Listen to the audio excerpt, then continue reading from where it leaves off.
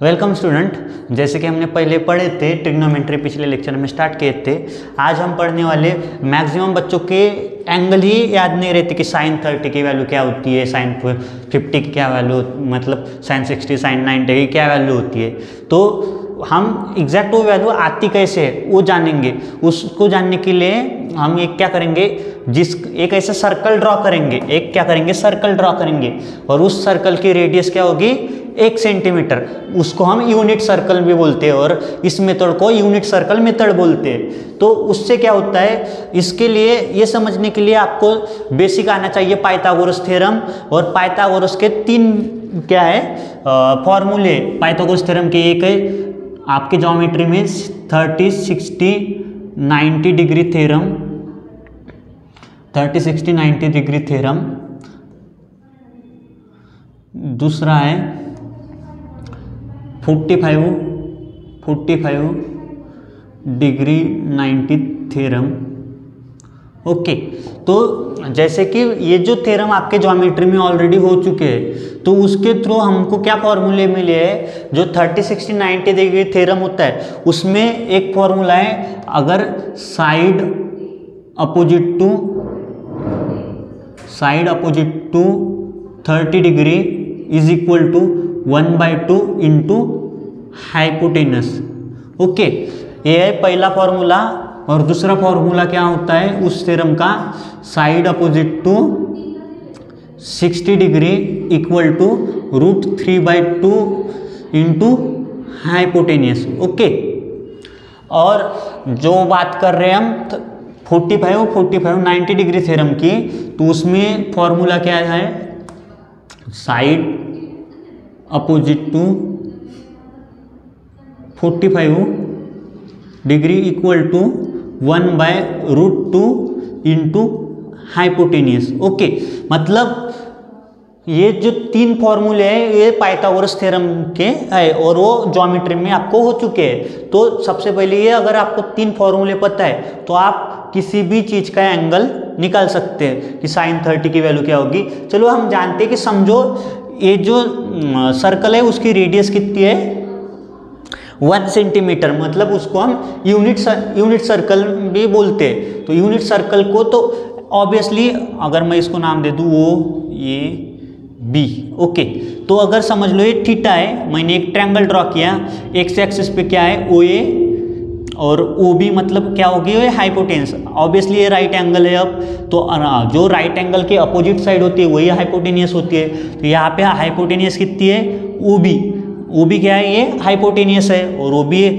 Radius के बराबर ही है। तो ऑब्वियसली रेडियस मतलब ओ बी की वैल्यू कितनी होगी यहाँ पे 1, बराबर कि नहीं, क्योंकि ये भी रेडियस ही है ना, और सर्कल की रेडियस कितनी है 1। और उसके बाद अगर इमेजिन करें कि यहाँ पे हम वैल्यू समझ ले कि ये थीटा कितना है, थीटा की वैल्यू समझ ले 30 डिग्री है।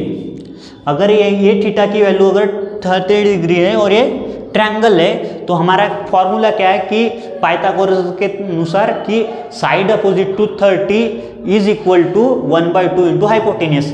अब अगर ये 30 डिग्री है तो साइड अपोजिट टू 30 क्या होती है, साइड अपोजिट टू 30 क्या है, ए बी इक्वल टू क्या होगा 1/2 इंटू हाइपोटेनियस कितनी है ओ बी, और ओ बी की वैल्यू 1 है, मतलब ए बी की लेंथ कितनी होगी 1/2। और उसके बाद बचा क्या है, इसकी तीसरी साइड कौन सी है, ओ बी हो गया, ओ ए हो गया। अब बात करें ओ ए बी हो गया और ओ बी हो गया, तो अब बचा क्या है ओ ए। अब ओ ए के लिए समझ लो ये टोटल एक ट्रायंगल है, तो पूरे ट्रायंगल के एंगल की सम 180 होती है। ये 90 डिग्री है, ये 30 डिग्री है, तो ऑब्वियसली ये रिमेनिंग साइड 60 डिग्री की होगी। और 60 डिग्री की साइड है तो मतलब समझ लो कि हम ये वाला फॉर्मूला लगा सकते हैं साइड अपोजिट टू 30 डिग्री वाला। तो वहाँ पे क्या होगा, साइड अपोजिट टू 30 डिग्री क्या है ओ ए और √3/2, और हाइपोटेनियस कितनी है 1, मतलब 1 को मल्टीप्लाई किसी नंबर से करो तो वही नंबर आता है, इसलिए हम 1 को लिखते नहीं। तो हमको ओ बी ए बी और ओ ए इस ट्रायंगल के तीनों साइड की लेंथ हमको मिल गई है। इसकी कितनी लेंथ है 1, इसकी 1/2 और इसकी √3/2। अब बात करें इस ट्रायंगल की, और ट्रायंगल हमने इसके जो ये ट्रायंगल की ये एंगल कितने का है 30 डिग्री का बराबर। साइन 30 की वैल्यू कितनी होगी, हमने पिछले लेक्चर में देखा था साइन थीटा मतलब क्या होता है अपोजिट अपॉन हाइपोटेनियस। अगर ये 30 डिग्री है तो इसका अपोजिट साइड क्या है साइन थीटा का पिछले लेक्चर में फॉर्मूला क्या देखे थे, अपोजिट क्या है इसकी ए बी अपॉन हाइपोटेनियस क्या है ओ बी बराबर। तो साइन 30 और एक थीटा की वैल्यू कितनी है 30 डिग्री, तो साइन 30 की वैल्यू कितनी होगी, ओ बी कितना है 1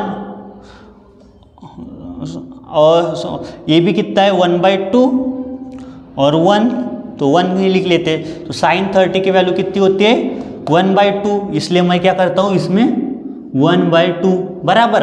अब साइन 60 की बात करें, साइन 60 का मतलब क्या होता है, साइन 60 की साइन थीटा का मतलब होता है अपोजिट अपॉन हाइपोटेनियस। तो अगर ये साइन थीटा है तो इसका अपोजिट क्या होगा ओ ए और हाइपोटेनियस ओ बी, और ओ बी तो 1 ही है, तो इसलिए साइन 60 क्या होगा साइन 60 डिग्री अपोजिट साइड क्या है ओ ए और हाइपोटेनस क्या है ओ बी बराबर।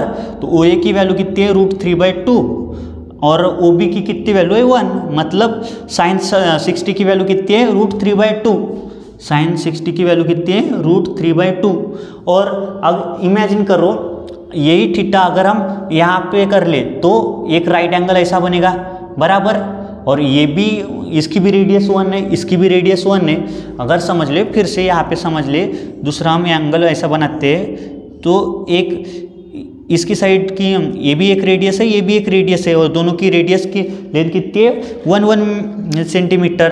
तो हम एक ऐसा ये कर ले, या डायरेक्ट इसको समझ ले side opposite to 30 degree 45 degree के लिए क्या करते हैं 1/2 इंटू हाइपोटेनियस। तो हमारे पास हाइपोटेनियस तो ऑलवेज कितनी है 1 ही है कि नहीं, यहाँ यूनिट सर्कल है। यहाँ पे अगर मैं मान लूँ कि यहाँ पे 45 का एंगल 45 डिग्री का एंगल निकाल लूँ तो ये भी यहाँ से ऐसा राइट एंगल बनेगा यहाँ पे दूसरा।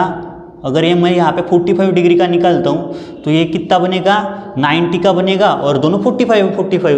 तो ऑब्वियसली फॉर्मूला हमारा क्या रहेगा 1/√2 इंटू हाइपोटेनियस। तो हाइपोटेनियस की वैल्यू हमारे पास 1 ही है, तो इसलिए हमारी वैल्यू क्या रहेगी 1/√2। ओके, अब बात करें थीटा।